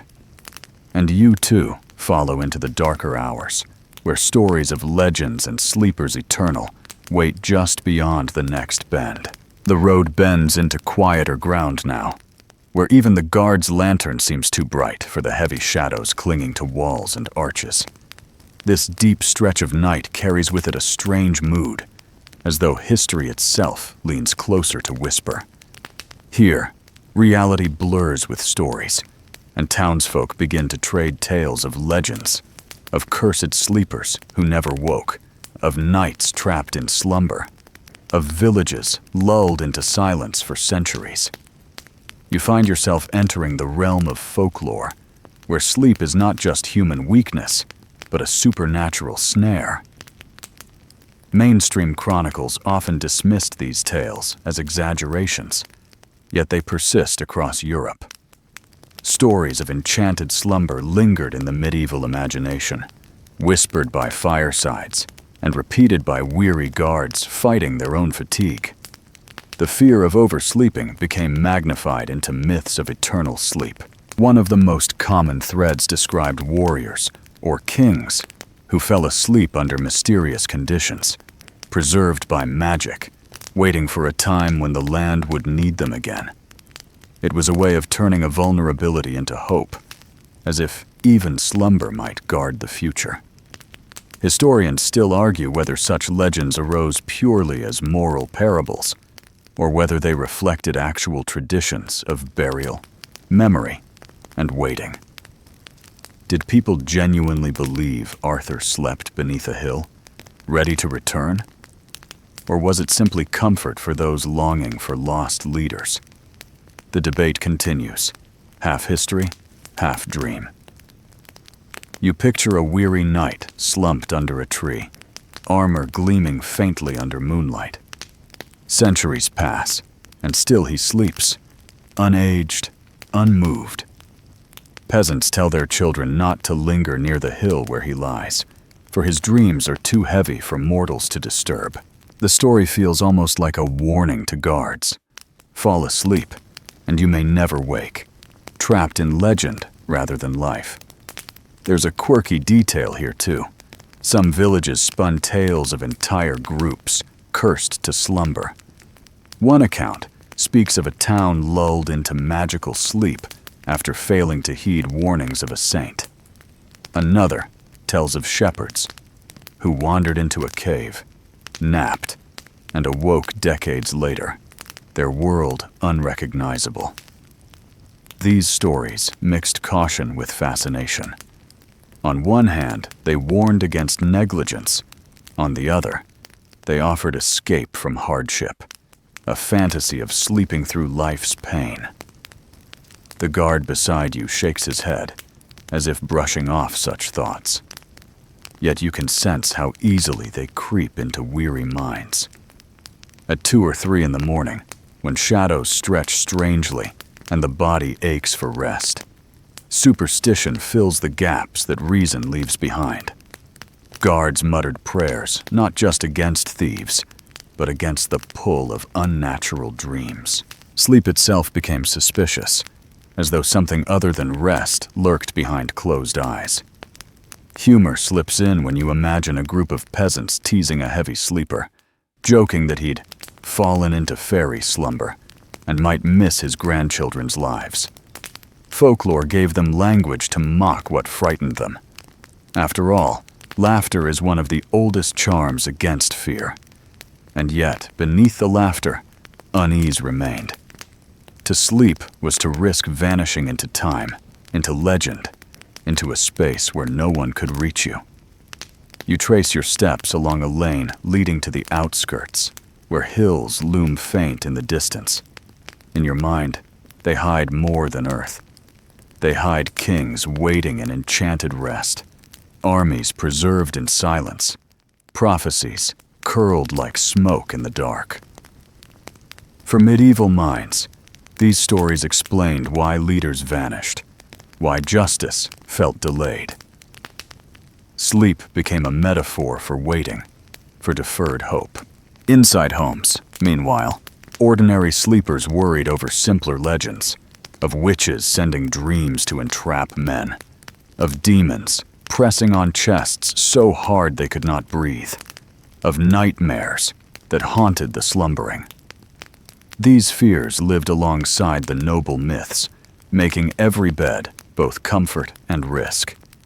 You can almost hear a mother soothing a child after a nightmare, whispering that saints will guard the sleep, even as she herself lies awake fearing unseen forces. The guard yawns, blinking hard. He mutters a line of scripture, perhaps not even fully aware of it, but the words serve as shield. You watch him lean against the wall briefly, then straighten again. Maybe he, too, thinks of legends, of those who never woke, punished by time itself. He refuses to join their ranks, even if his body pleads for surrender. You smile at the irony. We treat myths of enchanted sleepers as fairy tales now, yet perhaps they were born from the simple human dread of nodding off at the wrong time. A guard asleep at his post was not just negligent. He was cursed by circumstance, trapped in shame, remembered in story. Folklore turned his failure into timeless warning. Before you lose yourself too deeply in the haze of legends, let me gently remind you, if you're still here with me, still keeping vigil through history's strangest hours, like the video and subscribe. It keeps the lantern glowing and makes sure the stories don't fall into slumber themselves. The night stretches long. Legends of sleepers hover in the shadows, mingling with real fatigue. The guard moves on, boots dragging, lantern swaying. You follow, step by step, leaving behind tales of cursed slumber and moving toward a dawn not yet visible. Toward the age when lamps, clocks, and new inventions will finally begin to challenge the ancient tyranny of the night. The path curves along the city wall, high stones looming above you like a spine against the night sky. The guard's lantern sways low, its flame shrinking as the oil nears its end. He pauses to trim the wick, hands clumsy with fatigue, then resumes his march. The hours are thinning now, edging closer to dawn, and you sense the world shifting. This is the long hinge between the medieval past and the future, between centuries of fear-filled nights and the beginnings of a modern rhythm. For as the centuries turned, towns and cities discovered tools to soften the tyranny of darkness. Street lamps, clocks, and the slow promise of safety after dark. Mainstream historians note that artificial lighting changed everything. Where once only the moon and torches broke the night, new systems emerged. In some towns, wealthy councils ordered oil lamps mounted along main streets. At first, they were sparse, sometimes one per block. But even that faint glow altered the mood. Shadows shrank, thieves hesitated, and late travelers felt less alone. By the 17th century, larger cities like Paris developed organized street lighting, and night itself became less absolute. Yet even before this flowering, medieval experiments laid the groundwork. You picture a single lamp burning near a market, its glow comforting a weary baker carrying flour before dawn. The guard at your side might find such developments miraculous. Imagine his relief if every street shimmered with lamps instead of depending on his drowsy lantern. But for now, he paces the same shadow-thick streets that his ancestors did. The modern world is still far away, though its outlines can be glimpsed in faint innovations. Clocks, too, transformed the rhythm of sleep. Church bells had long rung the hours, but mechanical clocks brought precision. Instead of vague divisions, matins, lauds, vespers, people could measure minutes. This sharpened curfews, structured watches, and reshaped daily life. Historians still argue whether clocks liberated people from the tyranny of nature or chained them more tightly to schedules. But either way, the arrival of measurable hours shifted the meaning of night. A guard could no longer claim, "I only slept a moment," for the clock insisted exactly how long his lapse had been. There's a quirky note in this story. Early public clocks were often so loud, they disturbed sleep rather than structured it. Families grumbled about gongs booming above their houses, while officials insisted the noise was necessary for civic order. Imagine trying to rest under a tower that strikes every hour with the force of a hammer. You'd wake constantly, grumble into your straw mattress, and curse the very device meant to bring progress. It's the medieval version of your neighbor's too bright porch light.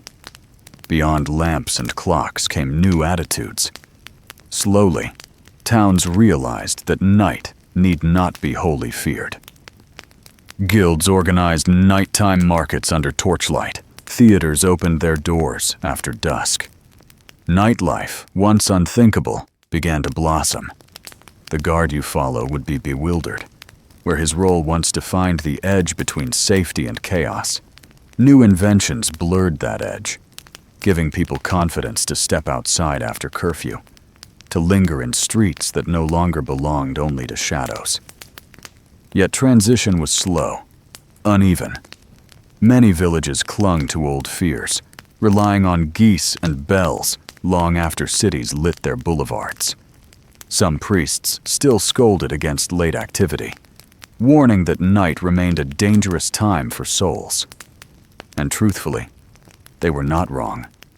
Fires still burned, thieves still prowled, and sleep still tempted guards into negligence. The new tools were aids, not solutions. The medieval night was stubborn, reluctant to release its grip.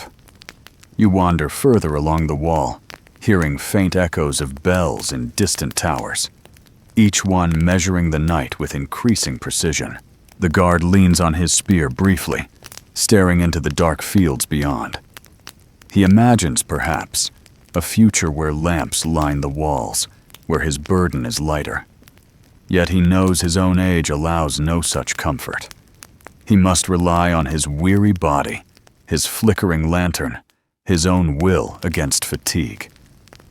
It's strange how much of this resonates still. You measure your nights with glowing numbers on a clock. You walk streets brightened by lamps, yet you remain restless. Insomnia persists. Thieves still exist. Alarms still ring. Progress dulled the edges of fear, but never erased them. Perhaps that's the lesson. The night always adapts, and so must you. Humor bubbles up when you think of those early lamplighters, tasked with trudging through streets each evening to ignite flames, and each morning to extinguish them. Imagine a man yawning as he climbs a ladder, cursing his clumsy flint, while children giggle at his struggles.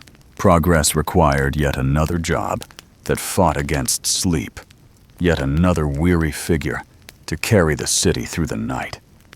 The guard resumes his pacing, his lantern now dim, but you can almost overlay his shadow with that of later centuries' lamplighters, policemen, and night shift workers.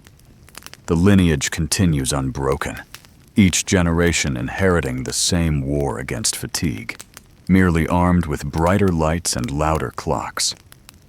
You feel a strange sympathy here. The medieval fear of sleep, so deeply woven into gates, guards, sermons, and remedies, did not vanish with lamps or clocks. It transformed, softened, disguised itself in new ways. Today, you may fear missing an alarm, oversleeping work, or leaving a phone charging too long.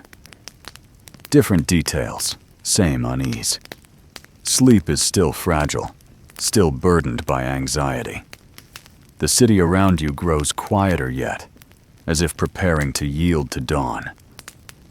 The guard lifts his lantern one last time, scanning the shadows. He does not know it, but centuries ahead, others will inherit his task with new tools. For now, his world remains steeped in darkness, pierced only by fragile flames. Before you step onward, let me gently remind you, if you've walked this far with me, tracing the path from medieval walls to the glow of modern lamps, like the video and subscribe. It helps keep these long vigils alive, keeping the flame alight across centuries of watchers. The road stretches forward, a liminal space between night and day, past and future. You sense legends fading, progress glimmering, and fatigue persisting. The night has not ended, but it is changing. And you, walking still, are caught in the echo, half in shadow, half in light, heading toward the final hours when even memory itself feels drowsy. The streets are hushed now, lantern oil nearly spent, and the guard's boots drag softly across the cobbles, as if he too has become part of the city's slow breath. These final hours before dawn have always carried a strange mood, heavy with both relief and dread. If danger has not struck yet, perhaps it will not. But if sleep should seize the guard now, at the very edge of endurance, all his long night's labor could still unravel. And as you drift here beside him, you realize the weight of centuries pressing into this moment, the fear of sleep itself, lingering through time, echoing into the modern world. Mainstream history makes clear that fear of slumber was not confined to gates and monasteries. It seeped into culture, shaping laws, sermons, and habits. Parents warned children not to oversleep. Rulers praised wakeful vigilance. Scholars romanticized sleepless study. And ordinary people carried the anxiety forward, muttering prayers before bed, hanging charms, or dividing their nights into restless intervals. Even today, traces remain. You still speak of sleeping on the job as disgrace. You still admire those who boast of late hours, as if sleeplessness is a virtue. Historians still argue whether this legacy has shaped modern insomnia, or whether you merely inherit the same old battle wrapped in new forms. The guard stifles a yawn, blinking hard, muttering something under his breath. His struggle is not foreign to you. How often do you fight the urge to check your phone, to stretch the night a little longer, to deny your body its rest? The medieval watchman wrestled with torches and shadows. You wrestle with glowing screens. Different tools, same fatigue. A quirky tidbit surfaces from the record. Some late medieval towns experimented with rotating sleep fines, punishing not only guards, but even ordinary workers who arrived late after oversleeping. It seems the anxiety became contagious. Everyone had to prove wakefulness, not just for safety, but for honor. Imagine a groggy baker fined for arriving after sunrise, while the city still smelled of charred wood from last night's fire. Legends continued to echo, too. Stories of cursed sleepers or ghostly watchmen haunted generations. The sense that sleep was risky clung stubbornly to culture. You imagined peasants whispering about neighbors who slept too long and never woke, spinning death into cautionary tale. Even now, you use phrases like eternal rest, echoes of those same anxieties wrapped in softer language. Sleep still frightens, still comforts, still confuses. You follow the guard through one last alley. The city is utterly silent. Families lie close in straw beds. Monks drowse over psalms. Scholars slump across parchments. The guard is nearly finished. Dawn creeps faintly at the horizon, the promise of light finally reaching. Yet his eyes still fight to stay open, for he knows a single lapse at this hour would erase all that came before. As you walk, you recognize how this ancient vigilance shaped you. You inherit a world where night is no longer feared as it once was, yet unease remains.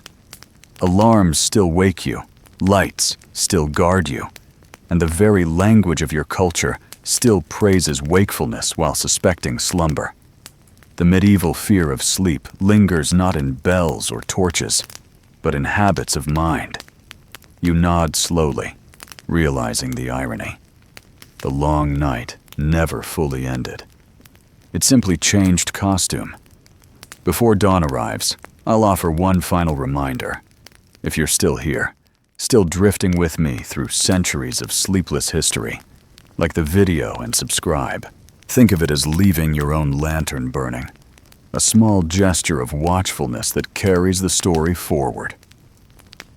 The guard straightens his back. The first pale streaks of light cut across the sky. His vigil is ending, though his fatigue remains. You feel the city stir faintly in response. Shutters shifting, cocks crowing, dogs stretching. The night has been endured, though never truly conquered. And as the guard lowers his lantern, you sense the truth. Sleep was never just rest. It was risk. And that risk still breathes quietly, even in your own world today. The night has carried you far, through gates and torches, through sermons and legends, through centuries of sleepless fear. Now the pace slows, the tone softens, and the words lengthen like fading echoes. You are safe here, wrapped in the hush of a city finally giving way to dawn. The guard has ended his watch, and the bells no longer toll. The weight of vigilance eases from your shoulders. You are no longer required to measure every sound, no longer bound to fear each flicker of shadow. The city rests, and so may you. Imagine lying back now, eyes closing gently, the world around you dissolving into quiet. The streets you wandered grow still, the torches flicker out, the towers retreat into the mist. The danger has passed with the night. All that remains is the softness of straw, the warmth of blankets, the comfort of silence. Each breath comes slower. Each thought drifts further. Each word grows lighter. Even the echoes of sermons and punishments fade. No one will scold you for surrendering to rest. No bells will command you to wake. No footsteps will demand you keep watch. Instead, the hush of history itself cradles you. What was once fear becomes reassurance. What was once anxiety becomes release. The long night, with all its burdens, has delivered you here, to this calm, this moment, this gentle drifting away. So let your mind loosen its grip. Let your body grow heavy. Let your eyes surrender at last. The city is safe. The gates are closed. The guard has kept watch, and dawn has returned. Sleep now, without fear. Sleep deeply, without worry. Sleep peacefully, carried by centuries of quiet into the calm embrace of morning.